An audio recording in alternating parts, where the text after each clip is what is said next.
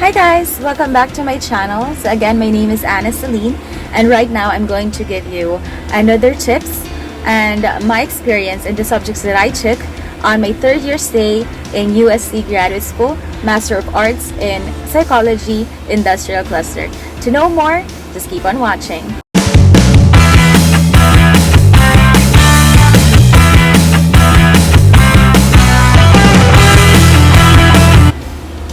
Alright, so guys, now we are going to talk about my third year stay in UST. So I've already said in my previous video that I did summer term classes because ayun nga, I enrolled late yung mga prerequisite and core subjects.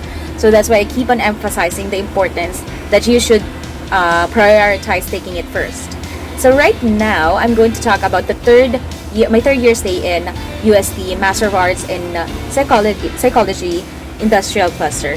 So now in here, I've stayed there for actually, I believed 3 years nga, first, second, third, and then yes, actually 3 years and a half. Okay, so in my third year of stay in UST, the first semester was that the subject that I took was Advanced Theories of Personality, which is actually a clinical clinical cluster subject, and also the thesis writing one, or the research proposal na. So the reason why I actually took the Advanced Theories of Personality was actually, again, I've mentioned it, under siya ng clinical cluster, but I just took it kasi during the thesis writing one, I think na hindi siya, na I think mawawalan ako ng gana kapag sinusulat ko yung thesis tapos wala akong inaate ng subject sa UST.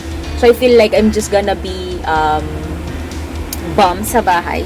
Feel ko parang instead of going to UST and actually do the work in writing my thesis, feel ko nasa bahay lang ako. So that's why I enrolled in another subject.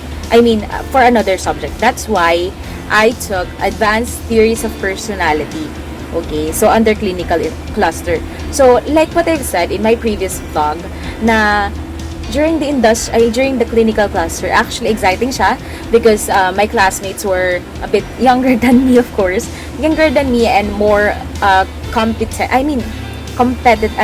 competitive in a way na very much knowledgeable sila pagdating sa subject matter. Of course, that's their chosen field naman. So that's why it's also valid. Obvious naman sa kanila yan. So that's why nang time na yon, sobrang nag-enjoy ako because you're actually talking about the theories of personality. Oh, I'm sorry, mayroon akong cord dito kasi nasa taas yung bed ko. Nasa taas yung bed ko, nasa ilalim ako. Actually, it's a somehow bunk bed, pero nasa mesa. Anyway, naiba lang. Pero to, ko siya? Extension cord ko siya. So, that's why nasa taas siya. Anyway, going back. Ayun nga. So, masaya siya kasi nga, my classmates were very knowledgeable on the field, especially dahil gusto talaga nila mag-clinical. So, what I like about it kasi, during this time, I was actually thinking, I'm not sure if I already took the boards or I'm just deciding if I'm going to take the boards ng time na to. So, kaya ng time na to, parang it somehow naging review siya sa akin. So, studying about the theories, studying about the how personality is theorized was exciting for me. So, masaya siya. And our professor back then was, he's actually a doctor of philosophy in psychology, clinical, pero nang nag-Master of Arts siya, industrial siya. So, he was also my professor in industrial, but he can also handle clinical subjects as well. Kasi nga, meron siyang PhD naman sa clinical. So, also, nagsistand siya sa trial as the professional psychologist, something na ganun. So, kaya interested ako more, kaya naging interesting din ako doon. Na-interested din ako, kasi nga, the professor, one of was the professor, syempre. Alam mo na, kilala mo na siya. And, ayun, naging panel ko din siya. So, that's why, masaya siyang itong subject na to kasi feel ko na-review din ako for my RPM board exam. While in thesis writing 1 naman, however, actually, like what I've said, di ba, ng research, you can actually, in my previous vlog, on my second year stay, nagkaroon na ako ng Advanced Research Methods 1. So, in Advanced Research Methods 1, you can actually start writing na your chapters 1 to 3. And ang time na to, I think I still like my chapters 1 to 3 na ginawa ko ng research ko. So, yun na lang din ginamit ko. So, syempre, kailangan may konting edit kasi nga, syempre, this time you'll be having your own advisor na. So, may edits ka pa doon. So, edit ko na lang siya. Which, a bit, syempre, matrabaho pa rin. Pero at least you already have a backbone for that. So, that's the first term in my third year stay in UST. Now, on my second term and last term of staying on my third year in UST, I also took up Advanced Abnormal Psychology. Okay, Advanced Abnormal Psychology, practicum for my industrial, and Advanced Counseling and Psychotherapy. Okay, so in here, wala akong kinuwang any related thesis kasi nga, I feel lacking pa rin doon sa thesis writing 1 ko. I still lacking pa rin na feel ko, even though I already have research methods, diba, ng research methods 1, I already used the chapters 1 to 3 ng time na yun, I still lacking that, I feel like it's really not enough pa. So that's why, ng second term, hindi pa rin ako nag-stop, nag-enroll pa rin ako, just to keep the momentum going. Kasi pagka, I feel like, na kapag nag-stop ako ng time na yun, is I feel like na mawawalan ako ng gana. Baka hindi ko matapos thesis ko. Well, that's in just my case, okay? That's why I took up that opportunity to actually enroll to another 2 subjects, clinical subjects, and actually take my practicum for my industrial setting. So actually, in practicum, I can actually take it beforehand, before ako mag third year or during my third year first term. Pero I didn't kasi nga medyo preoccupied ako sa thesis writing 1 nun. So I just took it during that term na lang. So, in my Advanced Abnormal Psychology, it was actually good din. Our professor back then was one of the good professors in UST, and he was very well known. So, he was my professor.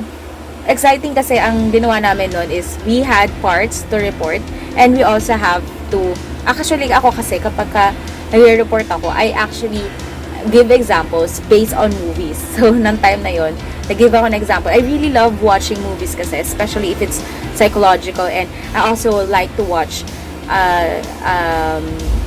documentaries like kasi.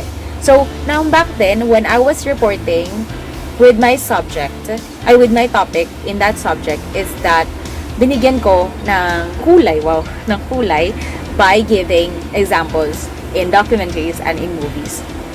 Exciting and fun naman for me kasi very much relatable. I mean, relatable kasi naiintindihan mo yung tinuturo mo and dinidiscuss mo.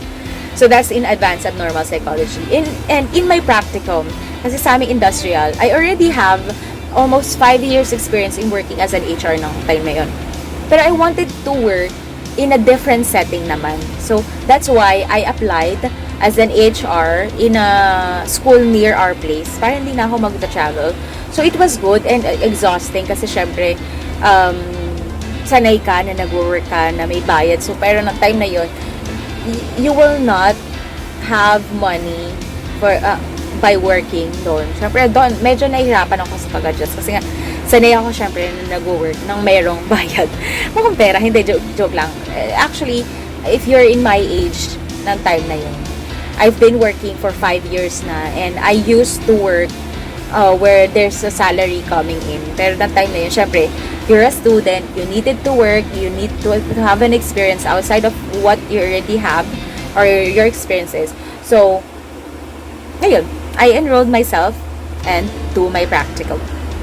So, that's for my practicum. But it was fun kasi I was able to talk to other people and know, of course, their stories and to know things about them as well.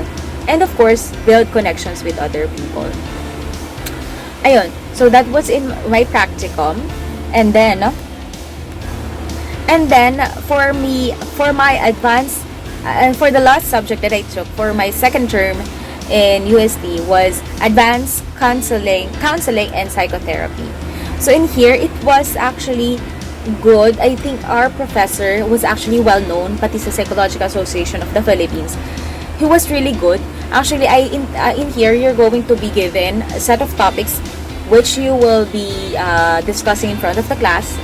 And then I actually chose a topic that's close to my heart. Actually, if you know, I'm part of a community, a small community in our place, in our place near where I live. I'm part of that religious community.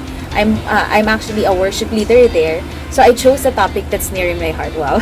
So actually, that's mindfulness therapy. I've been doing mindfulness therapy pala, even when I was still serving in the church. So, nang tinuro ko yun, when I discuss it in class, actually, it was very swift and smooth for me. Hindi ako kinabahan kasi nga, I think, and I feel that I've been doing it for years na. But, this time, nagkaroon siya ng direction and more proper way to actually do it. So, that's why I na-enjoy ko yun, yung pagtuturo ng time na yun, ng subject or ng topic na yun. So, my suggestion for this topic, if you're really into becoming a psychologist, and you wanted to pursue a guidance counseling or whatever field in psychology you wanted to pursue, if you took this subject as well, I do suggest that choose a topic that's close to your heart and that you'll be interested in telling others or showing others. So yun. So that's actually what happened in my 3rd year stay in UST and also the subjects that I took. So I hope you got something from my videos, from my UST videos. I hope you get something from it. And if you do have questions, please let me know at the comment section below. And please don't forget to like and subscribe. So see you then to my next and last video for this vlogs rather. So see you then. Bye for now.